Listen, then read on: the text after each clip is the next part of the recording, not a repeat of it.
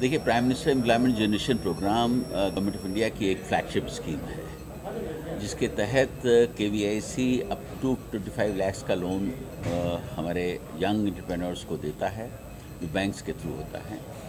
और गाँव में 35% तक सब्सिडी दी जाती है। जो महिलाएं हैं उनको भी 35% सब्सिडी दी जाती है। इस स्कीम के माध्यम से पूरे देश में हर साल लगभग 75,000 यूनिट्स जो हैं लगाए जाते हैं, और ये गवर्नमेंट ऑफ इंडिया की मोस्ट सक्सेसफुल स्कीम है। इस बार जो हम लोग यहाँ पर नॉर्थ जोन के रिव्यू के लिए यहाँ आए, और जो नॉर्थ जोन का जो टारगेट है वो अचीव करना उनकी जिम्मेदारी बनती है। और मुझे बड़ी खुशी है बताने में कि जो हमारा टारगेट था नॉर्थ जोन का करीब 13,360 यूनिट्स को इस्टेब्लिश करने का है, जिसमें उन्होंने करीब जो है 67% अचीव कर लिया है। अभी हमारे पास करीब 40 दिन हैं, और उस पीरियड में जो है 100% अचीव होगा।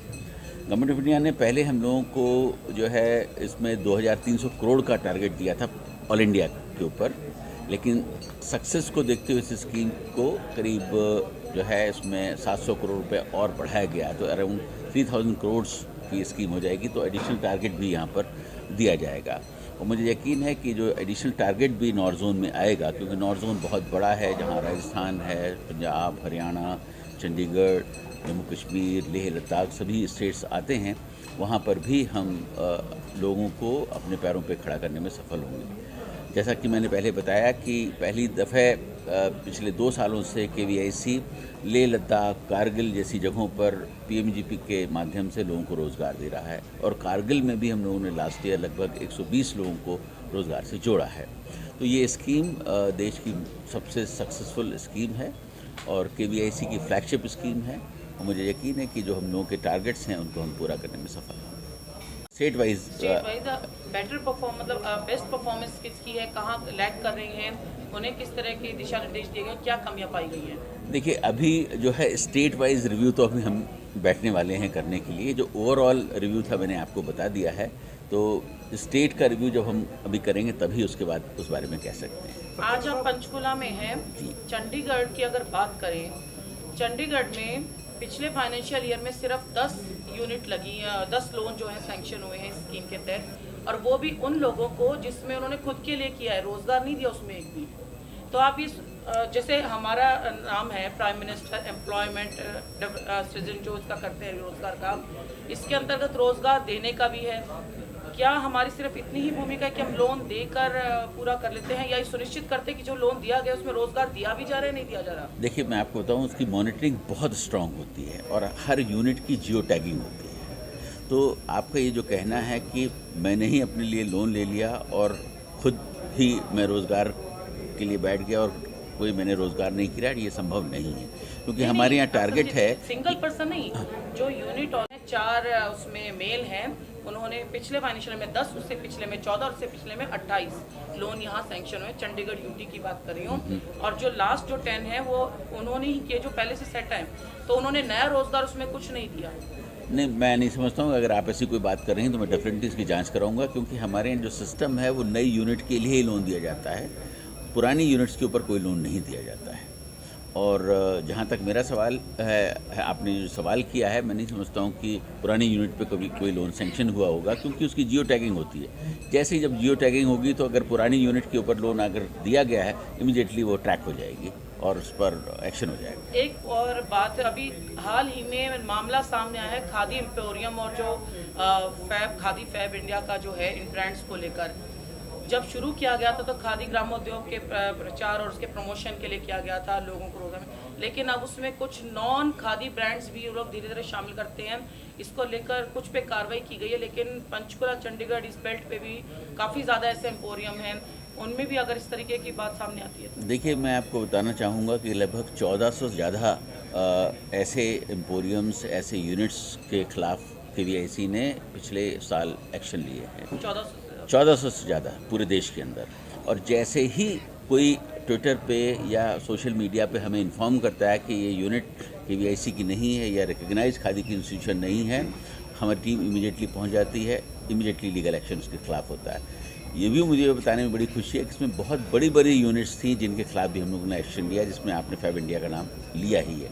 फैब इंडिया के खिलाफ हमारा केस जो है बॉम्बे हाई कोर्ट में चल रहा है और मुझे यकीन है कि बहुत जल्दी उस पर डिसीजन भी हो जाएगा।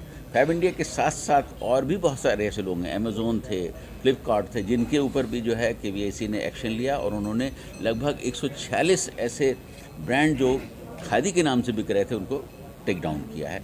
तो KVIC की ज़ीरो टॉलरेंस पॉलिसी है करप्शन के मामले में और हम बहुत सख्त एक्शन लेते हैं।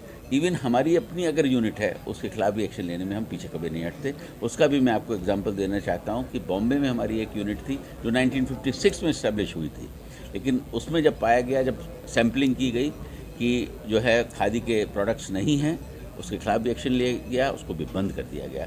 तो आप समझ सकते हैं कि जब हम अपनी यूनिट के खिलाफ एक्शन ले सकते हैं तो हमारी ज़ीरो टॉलरेंस है। खादी ग्राम उद्योग को, परंतु उसके बावजूद भी आपका जो ये खादी ग्राम उद्योग है वो लोकप्रिय नहीं हुआ, क्यों? मैं समझता हूँ कि शायद आपके पास इन्फॉर्मेशन पूरी नहीं है। अगर खादी लोकप्रिय नहीं होती तो उसका सेल नहीं बढ़ता। सेल बढ़ने का मतलब होता है कि वो लोकप्रिय हुई है। मैं आपको बता रहा हूँ। 2014 में जो खादी की ग्रोथ थी -6.68% हुआ करती थी। मैं रिपीट कर रहा हूँ, 2014 में खादी की जो ग्रोथ थी वो 6.68% थी माइनस। लेकिन आज खादी के प्रोडक्शन में इन पिछले 7 सालों के अंदर 135% की ग्रोथ हुई है और सेल्स में 190% की ग्रोथ हुई है। हमारा टर्नओवर जो है 95,678 करोड़ पहुंचा है, जो 2014 में मात्र 12,000 करोड़ हुआ कर सकता है। तो आप समझ सकते हैं कि अगर खादी पॉपुलर नहीं हुई है, बिक नहीं रही है, तो टर्नओवर कैसे बढ़ेगा, सेल कैसे बढ़ेगा। एक और साथ जो उनका हेडक्वार्टर है उससे हमारा MOU है। पिछले 2 साल पहले हमने उनके साथ MOU किया है। निफ्ट के बच्चे हमारे यहाँ आते हैं, फैशन के जो इनपुट्स हैं देते हैं, और उसके साथ साथ निफ्ट के डिज़ाइनर्स जो हैं हमारे खादी इंस्टीट्यूशंस में जाते हैं जहाँ डिज़ाइन इंटरवेंशन करते हैं। This process is already on. Thank you. क्या चीज़?